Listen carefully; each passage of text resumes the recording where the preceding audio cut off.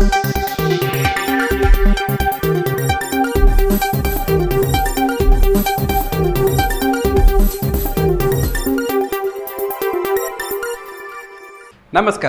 ಇನಿಸ್ ಟಿವಿಯ ಸ್ಪೀಡ್ ನ್ಯೂಸ್ಗೆ ಸ್ವಾಗತ. ನಾನು ಲೋಕಿ. ದೇಶ, ರಾಜ್ಯ ಸೇರಿದಂತೆ ಸ್ಥಳೀಯ ವಿದ್ಯಮಾನಗಳ ಪಟಾಪಟ್ ಸುದ್ದಿಗಳು. ಸುಮಾರು 69 ಲಕ್ಷ ರೂಪಾಯಿ ವೆಚ್ಚದಲ್ಲಿ ನಿರ್ಮಾಣವಾದ ಕಸ್ತೂರಿಬಾ ಬಾಲಕಿಯರ ವಿದ್ಯಾರ್ಥಿನಿಯ ಮೇಲೆ 8 ವರ್ಷಗಳಿಂದ ಖಾಲಿ ಬಿದ್ದಿದ್ದು ಇದೀಗ ವಿವಾದಕ್ಕೆ ಕಾರಣವಾಗಿದೆ. ತುಮಕೂರು ಜಿಲ್ಲೆಯ ಕೊರಟಗೆರೆ ತಾಲೂಕಿನ ಅಕ್ಕಿರಾಂಪುರ ಗ್ರಾಮದಲ್ಲಿ ಬಾಲಕಿಯರ ವಸತಿ ಅಭಿವೃದ್ಧಿ ಕಾಣದೆ ಪಾಳು ಬಿದ್ದಿದೆ. ಗ್ರಾಮದಲ್ಲಿ ಇರುವ ಪಾರಂಪರಿಕ ನಂಬಿಕೆಯನ್ನ ನೆಪ ಮಾಡಿಕೊಂಡು ಸರ್ಕಾರ ಅಭಿವೃದ್ಧಿ ಕಾರ್ಯಗಳನ್ನು ಕೈಗೊಳ್ಳದೆ ನಿರ್ಲಕ್ಷ್ಯ ತೋರಿಸುತ್ತಿದೆಯೇ ಎಂಬ ಪ್ರಶ್ನೆ ತೀವ್ರ ಚರ್ಚೆಗೆ ಕಾರಣವಾಗಿದೆ.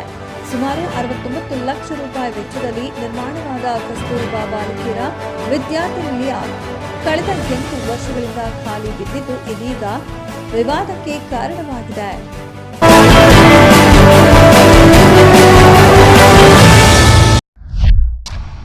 ಇರಾನ್ ಇಸ್ರೇಲ್ ಯುದ್ಧದ ಪರಿಣಾಮ ಅಡುಗೆ ಅನಿಲ ಸಿಲಿಂಡರ್ ಕೊರತೆ ಉಂಟಾಗಿದ್ದು ಭಾರತ್ ಗ್ಯಾಸ್ ಏಜೆನ್ಸಿ ಮುಂದೆ ಗ್ರಾಹಕರ ಉದ್ದಕ್ಕೂ ಕಂಡುಬಂದಿದೆ.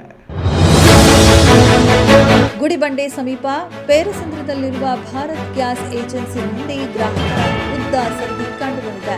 ಇರಾನ್ ಇಸ್ರೇಲ್ ಯುದ್ಧದ ಪರಿಣಾಮ ಅಡುಗೆ ಅನಿಲ ಸಿಲಿಂಡರ್ ಕೊರತೆ ಉಂಟಾಗಿದೆ ಎಂದು ಗ್ರಾಹಕರು ಆರೋಪಿಸಿದ್ದಾರೆ. ಬುಕಿಂಗ್ ಮಾಡಿದರೂ ಹಲವು ದಿನಗಳಿಂದ ಗ್ಯಾಸ್ ಸಿಗದೆ ಜನರು ಸಂಕಷ್ಟ ಅನುಭವಿಸುತ್ತಿದ್ದಾರೆ.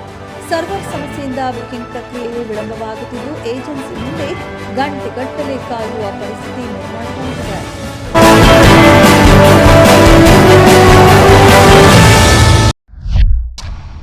ಅಮೆರಿಕ ಅಧ್ಯಕ್ಷ ಡೊನಾಲ್ಡ್ ಟ್ರಂಪ್ ಮಹತ್ವದ ಹೇಳಿಕೆ ನೀಡಿದ್ದು ಇರಾನ್ ಸರ್ವೋಚ್ಚ ನ್ಯಾಯಕ ಮೊಸಬಾ ಖಮೇನಿ ಉಸಿರಾಡುತ್ತಿದ್ದಾನೆ ಎಂದು ಹೇಳಿದ್ದಾರೆ. ಇರಾನ್ನ ಹೊಸ ಸರ್ವೋಚ್ಚ ನಾಯಕ ಮೊಹಮ್ಮದ್ ಖಮೇನಿ ಬಗ್ಗೆ ಅಮೆರಿಕ ಅಧ್ಯಕ್ಷ ಡೊನಾಲ್ಡ್ ಟ್ರಂಪ್ ಮಹತ್ವದ ಹೇಳಿಕೆ ನೀಡಿದ್ದಾರೆ. ಮೊಜ್ತಬಾ ಖಮೇನಿ ಉಸಿರಾಡುತ್ತಿದ್ದಾರೆ ಎಂದು ಹೇಳಿದ್ದಾರೆ. ಅಮೆರಿಕ, ಇಸ್ರೇಲ್ ಮತ್ತು ಇರಾನ್ ನಡುವಿನ ಯುದ್ಧವು ಇಡೀ ಮಧ್ಯಪ್ರಾಚ್ಯವನ್ನು ಆವರಿಸಿದೆ. ಅಮೆರಿಕ ಇಸ್ರೇಲ್ ವಾಯು ದಾಳಿಗೆ ಪ್ರತಿಕ್ರಿಯೆಯಾಗಿ ಇರಾನ್ ಗಲ್ಫ್ ರಾಷ್ಟ್ರಗಳಾದ ಯುಎಇ, ಬಹ್ರೇನ್, ಕುವೈತ್, ಕತಾರ್ ಮತ್ತು ಸೌದಿ ಅರೇಬಿಯಾಗಳ ಮೇಲೆ ದಾಳಿ ಮಾಡಿದೆ.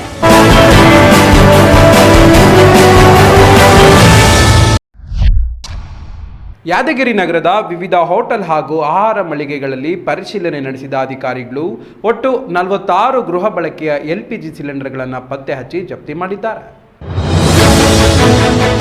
ಕರ್ನಾಟಕದ ಯಾದಗಿರಿಯಲ್ಲಿ ಆಹಾರ ಮತ್ತು ನಾಗರಿಕ ಸರಬರಾಜು ಇಲಾಖೆ ಅಧಿಕಾರಿಗಳು ಮಾರ್ಚ್ 12ರಂದು ಹೋಟೆಲ್ಗಳ ದಿಢೀರ್ ದಾಳಿ ನಡೆಸಿ ವಾಣಿಜ್ಯ ಉದ್ದೇಶಗಳಿಗೆ ಅಕ್ರಮವಾಗಿ ಬಳಸಲಾಗುತ್ತಿದ್ದ ಗೃಹ ಬಳಕೆಯ ಎಲ್ಪಿಜಿ ಸಿಲಿಂಡರ್ಗಳನ್ನು ವಶಪಡಿಸಿಕೊಂಡಿದ್ದಾರೆ.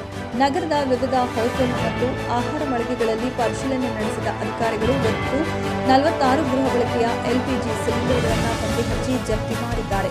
ಗೃಹ ಬಳಕೆಗೆ ಮೀಸಲಾದ ಸಿಲಿಂಡರ್ಗಳನ್ನು ವಾಣಿಜ್ಯ ಬಳಕೆಗೆ ಬಳಸುತ್ತಿರುವ ಬಗ್ಗೆ ಬಂದ ಮಾಹಿತಿಯನ್ನು ಆಧರಿಸಿ ಈ ದಾಳಿ ನಡೆಸಲಾಗಿದೆ ಎಂದು ಅಧಿಕಾರಿಗಳು ತಿಳಿಸಿದ್ದಾರೆ. ಇಂತಹ ಅಕ್ರಮಗಳ ವಿರುದ್ಧ ಇಲಾಖೆ ಖಡಕ್ ಎಚ್ಚರಿಕೆ ನೀಡಿದೆ.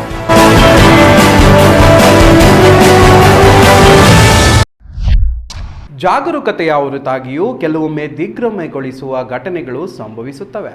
ಒಬ್ಬ ಪುಟ್ಟ ಹುಡುಗಿ ತನ್ನ ಮೊಬೈಲ್ ಫೋನ್ನಲ್ಲಿ ಆಟವಾಡುತ್ತಿದ್ದ ವೇಳೆ ಮೊಬೈಲ್ ಸ್ಫೋಟಗೊಂಡಿದೆ.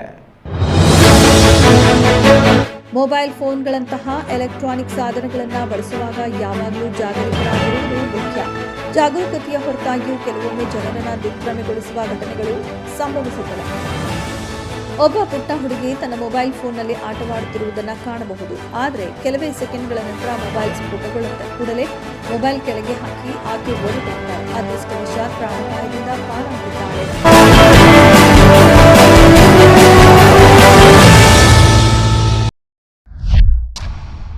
ತಮ್ಮ ರಾಜಕೀಯ ಜೀವನದ ಕುರಿತು ಮುಖ್ಯಮಂತ್ರಿ ಸಿದ್ದರಾಮಯ್ಯ ಮಹತ್ವದ ಹೇಳಿಕೆ ನೀಡಿದ್ದು, ನನ್ನ ಉಸಿರು ಇರುವವರೆಗೂ ರಾಜಕೀಯದಲ್ಲೇ ಇರುತ್ತೇನೆ ಮತ್ತು ಜನರ ಸೇವೆ ಮಾಡುತ್ತೇನೆ ಎಂದಿದ್ದಾರೆ. ಕರ್ನಾಟಕ ಕಾಂಗ್ರೆಸ್ನಲ್ಲಿ ಅಧಿಕಾರ ಹಂಚಿಕೆ ಕುರಿತ ಚರ್ಚೆಗಳು ಜೋರಾಗಿರುವ ನಡುವೆಯೇ ಮುಖ್ಯಮಂತ್ರಿ ಸಿದ್ದರಾಮಯ್ಯ ಮತ್ತು ತಮ್ಮ ರಾಜಕೀಯ ಜೀವನದ ಕುರಿತು ಮಹತ್ವದ ಹೇಳಿಕೆ ನೀಡಿದ್ದಾರೆ. ನನ್ನ ಉಸಿರು ಇರುವವರೆಗೂ ರಾಜಕೀಯದಲ್ಲಿ ಇರುತ್ತೇನೆ ಮತ್ತು ಜನರ ಸೇವೆ ಮಾಡುತ್ತೇನೆ ಎಂದು ಸಿಎಂ ಸಿದ್ದರಾಮಯ್ಯ ಹೇಳಿದ್ದಾರೆ. ಮೈಸೂರು ಜಿಲ್ಲೆಯ ವರುಣ ಕ್ಷೇತ್ರ ವ್ಯಾಪ್ತಿಯ ವರಕೋಡು ಗ್ರಾಮದಲ್ಲಿ ನಡೆದ ಕಾರ್ಯಕ್ರಮದಲ್ಲಿ ಮಾತನಾಡಿ ಅವರು ರಾಜಕೀಯ ಜೀವನದ ಬಗ್ಗೆ ಮಾತನಾಡಿದರು.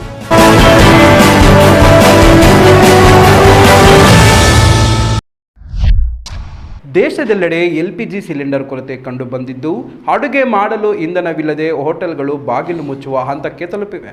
ಕೆಲವು ಕಡೆ ಎಲ್ಪಿಜಿ ಸಿಲಿಂಡರ್ ಬದಲಾಗಿ ಸೌದೆ ಬಳಸುವ ಅಡುಗೆ ಮಾಡಲಾಗುತ್ತಿದೆ. ಇರಾನ್ ಇಸ್ರೇಲ್ ಯುದ್ಧದ ಪರಿಣಾಮವಾಗಿ ಬೆಂಗಳೂರು ಸೇರಿದಂತೆ ದೇಶದೆಲ್ಲೆಡೆ ಎಲ್ಪಿಜಿ ಸಿಲಿಂಡರ್ ಕೊರತೆ ತೀವ್ರವಾಗಿದೆ. ವಾಣಿಜ್ಯ ಸಿಲಿಂಡರ್ ಸಿಗದೆ ಅದೆಷ್ಟೋ ಹೋಟೆಲ್ಗಳು ಸಮಸ್ಯೆಗೀಡಾಗಿವೆ. ಅಡುಗೆ ಮಾಡಲು ಇಂಧನವಿಲ್ಲದೆ ಹೋಟೆಲ್ಗಳು ಬಾಗಿಲು ಮುಚ್ಚುವ ಹಂತಕ್ಕೆ ತಲುಪಿವೆ.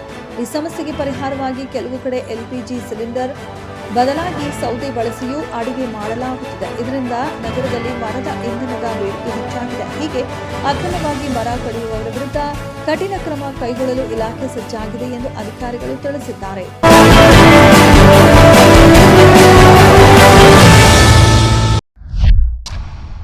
ಉತ್ತಮ ನಡತೆ ಆಧಾರದ ಮೇಲೆ 30 ಜನರ ಜೀವಾವಧಿ ಕೈದಿಗಳನ್ನು ಮುಂಗಡವಾಗಿ ಬಿಡುಗಡೆ ಮಾಡಲು ರಾಜ್ಯ ಸರ್ಕಾರ ಮುಂದಾಗಿದೆ.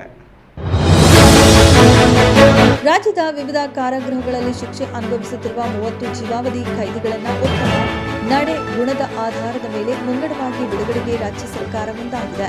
ಪರಿಶೀಲನಾ ಸಮಿತಿ ಶಿಫಾರಸಿನ ಮೇರೆಗೆ ರಾಜ್ಯ ಸರ್ಕಾರ ಈ ಕುರಿತು ಆದೇಶ ಹೊರಡಿಸಿದ್ದು, ಸಂವಿಧಾನದ ಆರ್ಟಿಕಲ್ 161 ಅನ್ವಯ ರಾಜ್ಯಪಾಲರ ಅನುಮೋದನೆಯು ಇದಕ್ಕೆ ದೊರೆತಿದೆ. ವಿವಿಧ ಕೇಂದ್ರ ಕಾರಾಗೃಹಗಳಿಂದ ಬಂದ 54 ಪ್ರಕರಣಗಳನ್ನು ಪರಿಶೀಲಿಸಿದ ಸಮಿತಿ ಇವುಗಳಲ್ಲಿ 30 ಜೀವಾವಧಿ ಕೈದಿಗಳನ್ನು ಬಿಡುಗಡೆಗೆ ಆಯ್ಕೆ ಮಾಡಿದೆ.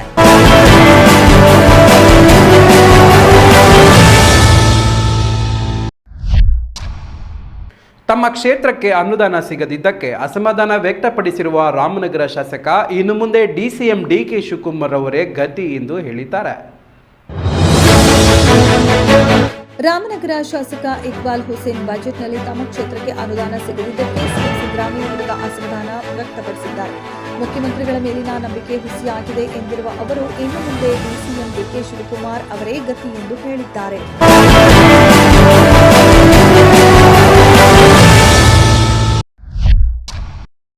ಶಾಲಾ ವಾರ್ಷಿಕೋತ್ಸವದ ವೇಳೆ ರಕ್ತಪಾತ ಉಂಟಾಗಿದೆ. ಸಣ್ಣ ವಿಚಾರಕ್ಕೆ ಶುರುವಾದ ಕೆರೆ ವಾಗ್ವಾದಕ್ಕೆ ತಿರುಗಿ ಕೊನೆಯಲ್ಲಿ ಯುವಕನೊಬ್ಬ ಕೊಲೆಯಲ್ಲಿ ಅಂತ್ಯಗೊಂಡಿದೆ.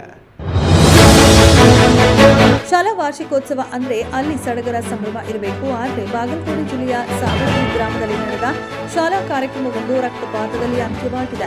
ಸಣ್ಣ ವಿಚಾರಕ್ಕೆ ಶುರುವಾದ ಕಿರಿಕ್ ವಾಗ್ವಾದಕ್ಕೆ ತಿರುಗಿ ಕೊನೆಯಲ್ಲಿ ಯುವಕನೊಬ್ಬನ ಕೊಲೆಯಲ್ಲಿ ಅಂತ್ಯಗೊಂಡಿದೆ. 19 ವರ್ಷದ ಸುದೀಪ್ ಪಾಂಗೆಯನ್ನ ಥಳಿಸಿ ಸಾಯಿಸಲಾಗಿದೆ. ಈ ಸಂಬಂಧ ಪೊಲೀಸರು 3 ಆರೋಪಿಗಳನ್ನ ಬಂಧಿಸಿದ್ದಾರೆ.